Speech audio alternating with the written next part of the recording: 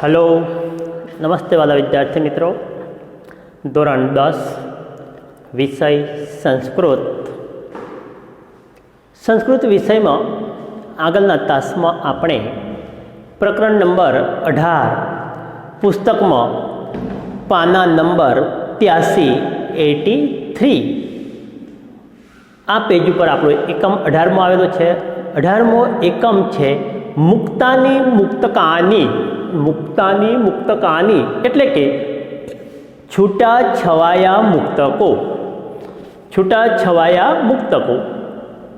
આ મુક્તકો વિશે લગભગ આગળના તાસમાં આપણે 4 શ્લોકો એટલે પદ્યો ભણી ગયેલા, તો તેનું થોડું ફરી સંસ્કૃત વાંચન સાથે આપણે ગુજરાતીમાં ભાષાંતર જોઈ લઈએ।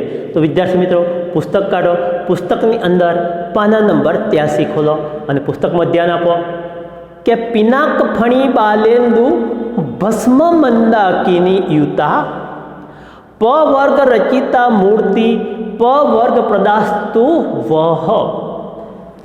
એનો અનુવાદ થાય છે કે પિનાક, ફળી, બાલેન્દુ, ભસ્મ અને મંદાકિનીથી યુક્ત એવી પ વર્ગ દ્વારા રચવામાં આવેલી ભગવાન શિવની મૂર્તિ તમને મોક્ષ આપનારી થાઓ। પિનાક, ફણી, બાલેન્દુ, ભસ્મ અને મંદાકિનીથી યુક્ત એવી પ વર્ગ દ્વારા રચવામાં આવેલી ભગવાન શિવની મૂર્તિ તમને મોક્ષ આપનારી થાઓ। એવી જ રીતે શ્લોક નંબર 2 ભગવાન કિમ ઉપાદેયમ ગુરુવચન હેયમ અપી ચ કિમ અકાર્યમ કો ગુરુ અધિગત તત્વ શિષ્ય હિતાય ઉદ્ધત સતતમ। કે હે શ્રીમાન, હે ભગવાન, ગ્રહણ કરવા જેવું શું છે?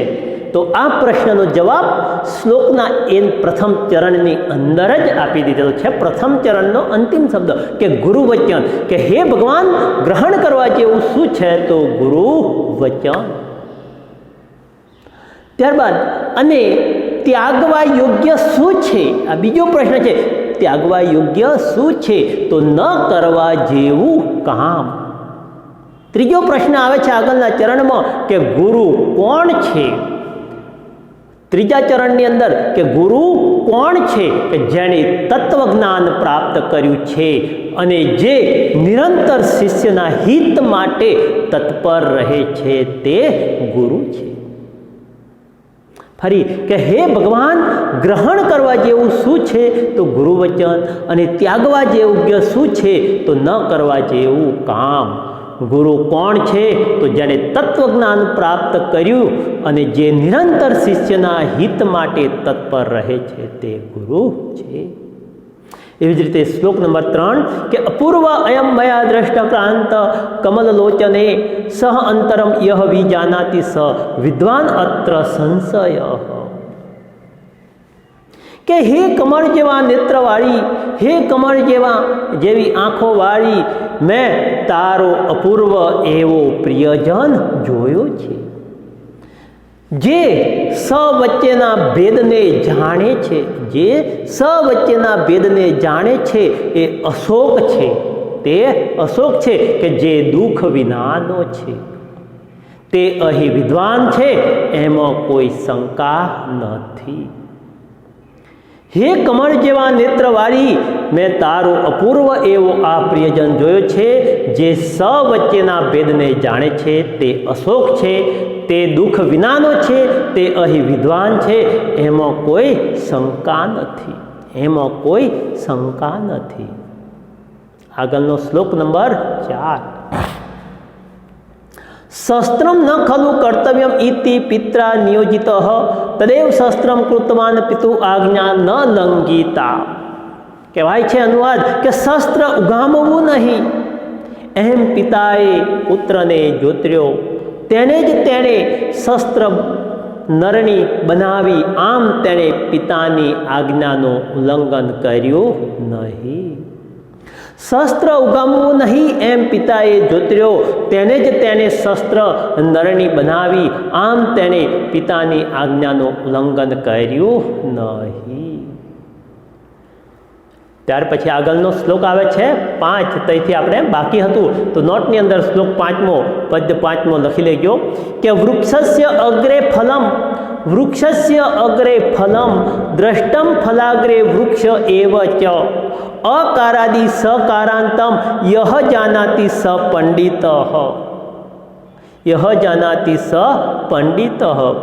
વૃક્ષાગ્રે એટલે વૃક્ષની આગળ, વૃક્ષા એટલે વૃક્ષની, અગ્રે એટલે આગળ, વૃક્ષની આગળ, ફલમ એટલે કે ફળને, અને દ્રષ્ટમ એટલે જોયું.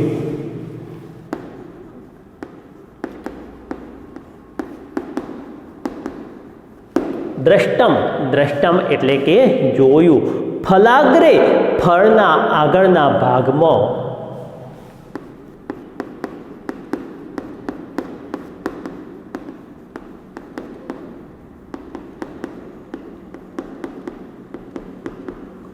ફલાગ્રે ફળના આગળના ભાગમાં. વૃક્ષ એટલે વૃક્ષ, એવ એટલે જ, વૃક્ષ જ, ચ એટલે અને, અકારાદિ સકારાંત એટલે કે જેના આદિમાં, અકારાદિ એટલે જેના આદિમાં, આરંભમાં, અકારાંત એટલે અકાર છે, અકારાદિ સકારાંતમાં.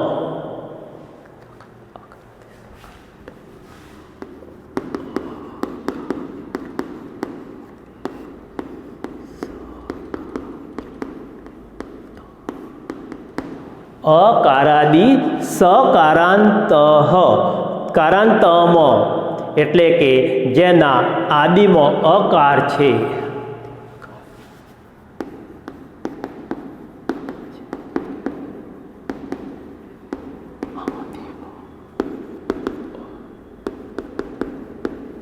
જેના આદિમાં અકાર છે.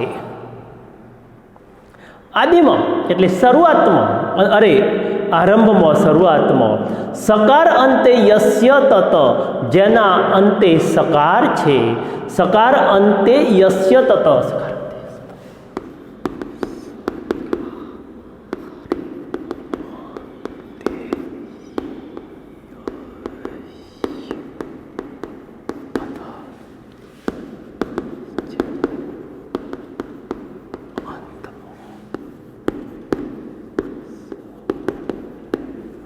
જેના અંતમાં સકાર છે.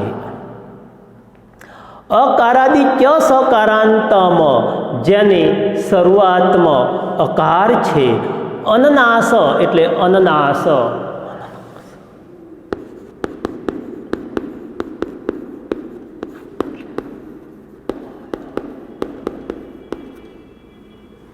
અનનાસ. તો જુઓ શ્લોક નંબર 5 કે વૃક્ષાગ્રે ફલમ દ્રષ્ટમ ફલાગ્રે વૃક્ષ એવં ચ અકારાદિ સકારાંતમ યહ જાનાતિ સ પંડિતઃ.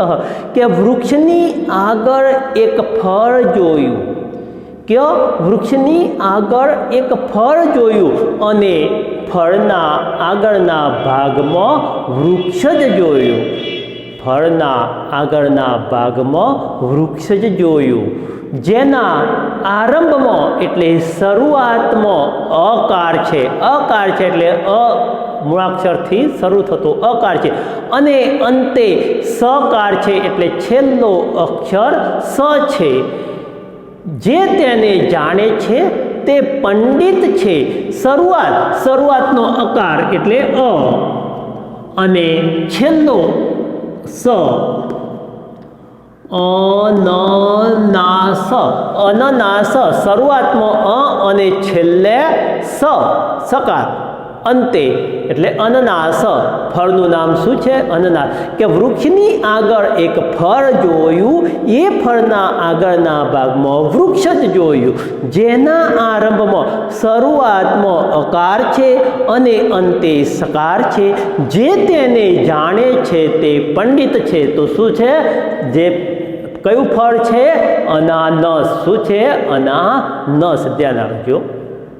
ત્યાર પછી શ્લોક નંબર 6 યથા નયતિ કૈલાસમ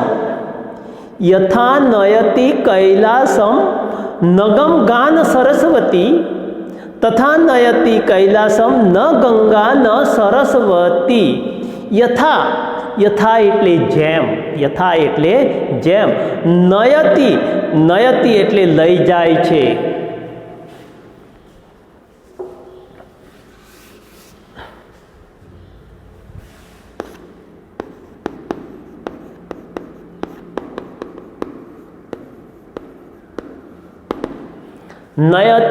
નયતિ એટલે લઈ જાય છે.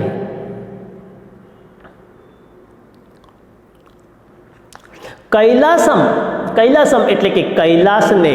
નગમ એટલે પર્વતને.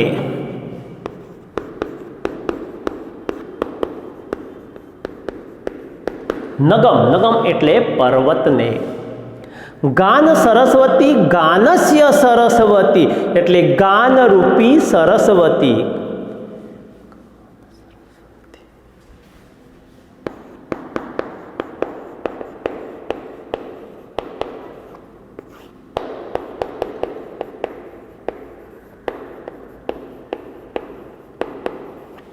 ગાનરૂપી સરસ્વતી.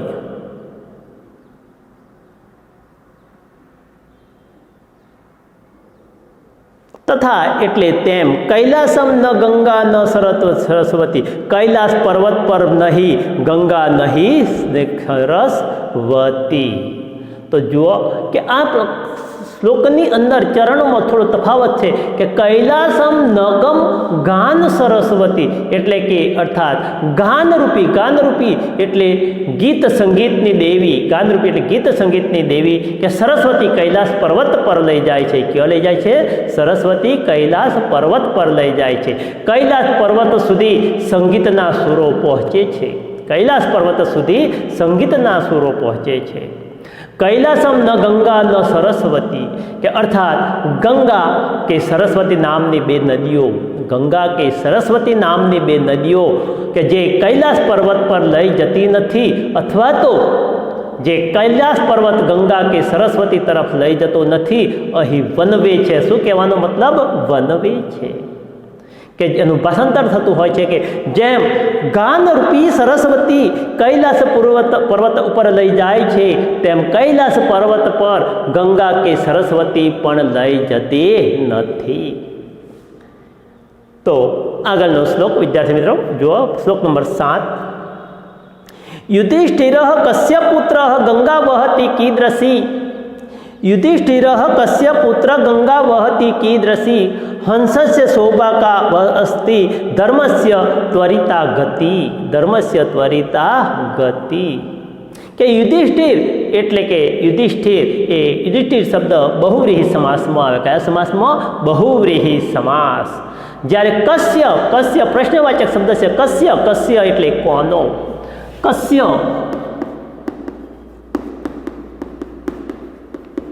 કસ્ય એટલે કોનો.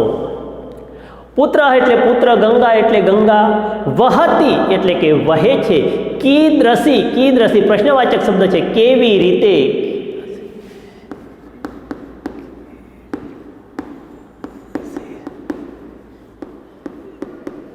કીદૃશી કેવી રીતે. કીદૃશી એટલે કે કેવી રીતે. હંસસ્ય એટલે કે હંસની, અને શોભાહા એટલે શોભા, સુંદરતા. કા એટલે સી, એ પણ પ્રશ્નવાચક શબ્દ છે. કા એટલે સી, સ્ત્રીલિંગમાં આવે છે કા. વા એટલે અથવા, વા એટલે અથવા કે, અથવા તો કે. અસ્તિ એટલે છે. ગતિ એટલે ચાલ. ત્વરિતા એટલે ઝડપી.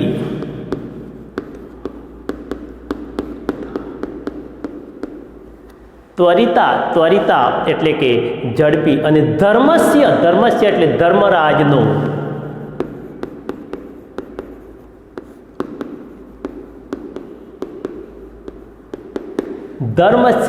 ધર્મરાજનો. તો જુઓ શ્લોક નંબર 7 યુધિષ્ઠિર કસ્ય પુત્ર? યુધિષ્ઠિર કોનો પુત્રનો છે? યુધિષ્ઠિર કોનો પુત્ર છે? અહીં આગળ 3 ચરણ, પહેલું ચરણ, બીજું ચરણ અને ત્રીજું ચરણ, 3 ચરણો પ્રશ્નો છે અને ત્રણેય ચરણોના પ્રશ્નનો જવાબ ચોથા ચરણમાં આવી ગયેલો છે. ત્રણેય પ્રશ્નોનો જવાબ ચોથા ચરણમાં કે યુધિષ્ઠિર કોનો પુત્ર છે? તો ધર્મસ્ય એટલે કે ધર્મનો. ત્યાર પછી ગંગા કેવી રીતે વહે છે? તો ત્વરિતા એટલે કે ઝડપથી. ગંગા ઝડપથી વહે છે. હંસની શોભા શી છે? એટલે તેની ગતિ અથવા તો ચાલ છે. ફરી જોજો કે યુધિષ્ઠિર કસ્ય પુત્ર? યુધિષ્ઠિર કોનો પુત્ર છે? તો ધર્મનો. યુધિષ્ઠિર ધર્મનો પુત્ર છે. ગંગા કેવી રીતે વહે છે? તો ગંગા ત્વરિતા, સંસ્કૃત શબ્દ છે ત્વરિતા એટલે ઝડપથી. ગંગા ઝડપથી વહે છે. હંસની શોભા શી છે? તો હંસની શોભા ગતિ છે, ચાલ છે. આગળનો શ્લોક નંબર 8 દ્વંદ્વ દિગુર અપી ચ અહમ મદગેહે નિત્યમ અવ્યયી ભાવઃ તત્પુરુષ કર્મધારય એન અહમ શ્યામ બહુવ્રીહિ. દ્વંદ્વ દિગુ અપી ચ અહમ મદગેહે નિત્યમ અવ્યયી ભાવઃ તત્પુરુષ કર્મધારય એન અહમ શ્યામ બહુવ્રીહિ. તો ધ્યાન આપો શબ્દાર્થમાં દ્વંદ્વ એટલે બેની જોડ, બે અથવા બેની જોડ.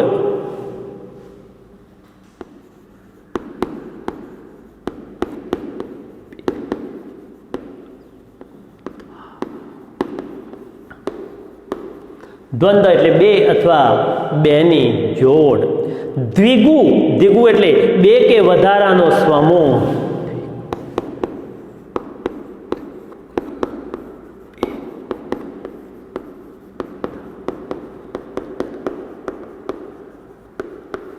બે કે વધારાનો સમૂહ.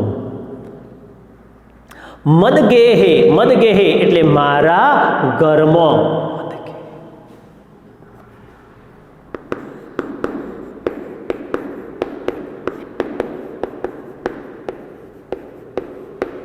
મદગેહે એટલે મારા ઘરમાં. નિત્યમ એટલે કે હંમેશા. અવ્યયી ભાવ એટલે ખર્ચનો અભાવ.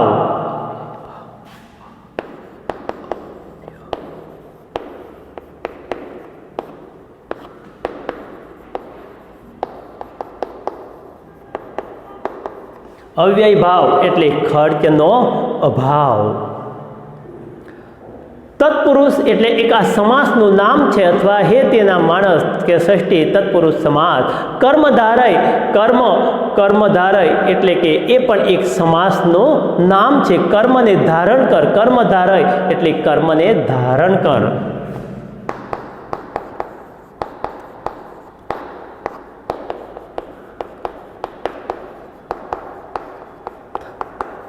કર્મને ધારણ કર. બહુવ્રીહિ એ પણ એક સમાસનું નામ છે. કયા સમાસનું? બહુવ્રીહિ સમાસનું નામ છે. પણ આમ એનો અર્થ ગણીએ તો બહુ છે. ડાંગર ધાન્ય જેવી આ સંપત્તિમાં. બહુવ્રીહિ એટલે બહુ ધાન્યવાળું પણ થાય છે અને બહુવ્રીહિ સમાસનું પણ એક નામ છે.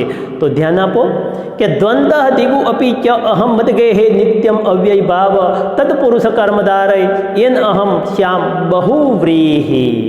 કે હું બેની જોડવાળો. બેની જોડવાળો એટલે કે પતિ પત્ની બંને. બેની જોડ એટલે પતિ પત્ની બંને. કે હું બેની જોડવાળો પતિ પત્ની બંને છું. બેની જોડવાળો છું. અને દ્વિગુ એટલે બે ગાયો વાળો છું. દ્વિગુ એટલે બે ગાયો વાળો છું. વ્યય ખર્ચ કરવા માટે. વ્યય એટલે વધારાનો ખર્ચ કરવા માટે મારી પાસે ઘરમાં કશું નથી. તેથી તેના પુરુષ કામકાજ કર જેથી હું બહુવ્રીહિ એટલે કે બહુ ધાન્યવાળો અધિક ચોખાવાળો બની જાઓ અથવા તો બનું. શું કે છે શ્લોક નંબર 8નો ભાષાંતરમાં કે હું બેની જોડવાળો એટલે કે હું પતિ પત્ની બંને છું અને હું દ્વિગુ એટલે કે 2 ગાયો વાળો છું. વ્યય ખર્ચ કરવા માટે મારી પાસે ઘરમાં કશું નથી. તેથી હે તેના પુરુષ કામકાજ કર જેથી હું બહુવ્રીહી બહુ ધાન્યવાળો અધિક ચોખાવાળો બની જાઓ એટલે કે બનો. તો વિદ્યાર્થી મિત્રો અહીં આગળ આપણા પ્રકરણ નંબર 18ના બધા જ 8 શ્લોકો પૂર્ણ થાય છે. ત્યાર પછી પાના નંબર 83-84 ઉપર જુઓ, 85 પેજ ઉપર જુઓ. 85 પેજ ઉપર જે સ્વાધ્યાય છે એના વિકલ્પો જોઈ લો કે કસ્ય મૂર્તિ પવર્ગ રચિતા અસ્તિ. તો કસ્ય મૂર્તિ શિવસ્ય. કિમ ઉપાદેયમ અસ્તિ ગુરુવચનમ. यह शिष्य खाली जगह उद्धत स गुरु तो हिताय. का नदी त्वरिता वहती गंगा. कई नदी झड़पथी वहे छे गंगा. कर्मणा पुरुष खाली जगह भवती बहुव्रीहि. मदगेहे नित्यम किम वर्तते अव्ययी भाव. तृतीय विभक्ति रूपम किम. ત્રીજી વિભક્તિનું રૂપ કયું છે તો વહ મયા કે દિગુ મયા. વિદ્યાર્થ કૃદંતસ્ય ઉદાહરણ કિમ તો કર્તવ્યમ. કયું આવે કર્તવ્યમ. ત્યાર પછી સંસ્કૃતમાં એક વાક્યની અંદર પ્રશ્નના જવાબ આપેલા છે કે હેયમ કિમ અસ્તિ તો અકાર્ય હેયમ અસ્તિ. અકાર્ય હેયમ અસ્તિ. કા કૈલાસમ નગમ નયતિ તો ગાન સરસ્વતી કૈલાસમ નગમ નયતિ. पितुः का आज्ञा शस्त्रम न खलु कर्तव्यम इति द्विगु पितुः आज्ञा. कि शस्त्रम न खलु कर्तव्यम इति पितुः आज्ञा. रेखांकित पदास्थाने प्रकोष्ठम पदम चित्वा प्रश्नार्थ रचयत. कि युधिष्ठिर धर्मस्य पुत्र तो युधिष्ठिर कस्य पुत्र छेल्ले प्रश्नार्थ चिन्ह. गंगा कैलासम न नयति. का कैलासम न नयति. का स्त्रीलिंग शब्द छे माटे छेल्ले प्रश्नार्थ चिन्ह का. वृक्षस्य अग्रे फलम दृष्टम तो वृक्षस्य अग्रे किम दृष्टम संधि छे. त्यार पछी अपवर्ग प्रदास्तु तो अपवर्ग प्रदा वत्ता अस्तु. अपूर्व अयम अपूर्व वत्ता अयम. पितुराज्ञा पितुः वत्ता आज्ञा. द्विगुरपि द्विगुः वत्ता अपि. समासना प्रकार छे गुरुवचनम के षष्ठी तत्पुरुष समास. फलाग्रे ए पण एक षष्ठी तत्पुरुष समास. गान सरस्वती षष्ठी तत्पुरुष समास. बहुव्रीहि એટલે કે બહુવ્રીહિત સમાસ આવે છે. हिताय हिताय रूप परिचय करवानो छे कि हित शब्द पर हित धातु परथी नामनु चतुर्थी एक वचन छे. पछी हंसस्य ए षष्ठी एक वचन.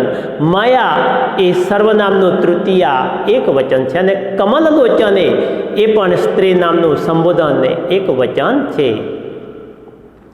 ત્યાર પછી ગુજરાતીમાં પ્રશ્નોના જવાબ આપેલા છે કે અપવર્ગ રચિતા વર્ગ પ્રદાવ શિવની મૂર્તિ પ વર્ગથી કેવી રીતે રચાયેલી છે તો અપવર્ગ એટલે કે મોક્ષ આપનારી શિવની મૂર્તિ પ વર્ગથી આ રીતે રચાયેલી છે કે જેમ પિનાક, ફણી, બાલેન્દુ, ભસ્મ, મંદાકિની યુક્તા અર્થાત ભગવાન શિવની મૂર્તિમાં 5 વર્ગના 5 વર્ણો આવે છે. કેટલા વર્ગના 5 વર્ગના 5 વર્ણો આવે છે કે જે પિનાક, ફણી, બાલેન્દુ, ભસ્મ, મંદાકિની યુક્તા. કે શિવની મૂર્તિમાં પ વર્ણ આવે છે કે પ ફ બ ભ મ. એ પહેલો પ વર્ણ એટલે પિનાક. પિનાક એક શિવનું ધનુષ્ય છે. બીજો વર્ણ ફ વર્ણ એટલે ફણીમાં આવે છે. ફણી એટલે નાગ સાપ. ત્રીજો છે બાલેન્દુ એટલે બાળચંદ્ર બીજનો બાળચંદ્ર અને ભગવાન શિવ તેને મસ્તક પર ધારણ કરે છે. ચોથો વર્ણ છે ભ એટલે શિવ આખા શરીરે ભસ્મ ધારણ કરે છે, ભસ્મ ચોળે છે. અને પાંચમો વર્ણ મ છે, મ એટલે ભગવાન શિવને મંદાકિની ગંગાને પોતાના મસ્તક પર ધારણ કરી છે.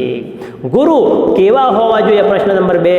તો ગુરુ અધિગત તત્વ અર્થાત જેણે સંપૂર્ણ તત્વજ્ઞાન પ્રાપ્ત કર્યું છે એવા અને જે સતત શિષ્યના હિત માટે તત્પર હોય એવા હોવા જોઈએ. કોઈ પણ વ્યક્તિ બહુવ્રીહી કેવી રીતે બની શકે છે? બહુધાન્યવાળો, બહુવ્રીહી એટલે બહુવ્રીહી સમાસ તો ખરો, પણ બહુધાન્યવાળો કેવી રીતે બની શકે છે? કે બહુવ્રીહી એટલે બહવઃ બ્રહ્મસ્ય યસ્ય સહ અર્થાત જેની પાસે બહુ ડાંગરો હોય છે, ધાન્ય હોય છે, ચોખા હોય છે. બહુધાન્ય હોવાનો અર્થ ખૂબ સમૃદ્ધ હોવું, ખૂબ સમૃદ્ધ થવા માટે પુરુષાર્થ એટલે મહેનત, ઉદ્યમ કરવી જરૂરી છે. ત્યાર પછી વિચાર વિસ્તાર છે. તો વિદ્યાર્થી મિત્રો, એ આપણા અહીં આગળ આ તાસની અંદર આપણો પ્રકરણ નંબર 18મો પૂર્ણ થાય છે.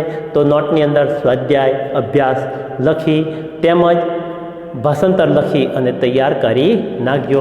આગળના તાસમાં આપણે પ્રકરણ નંબર 19 જોઈશું. ઓકે.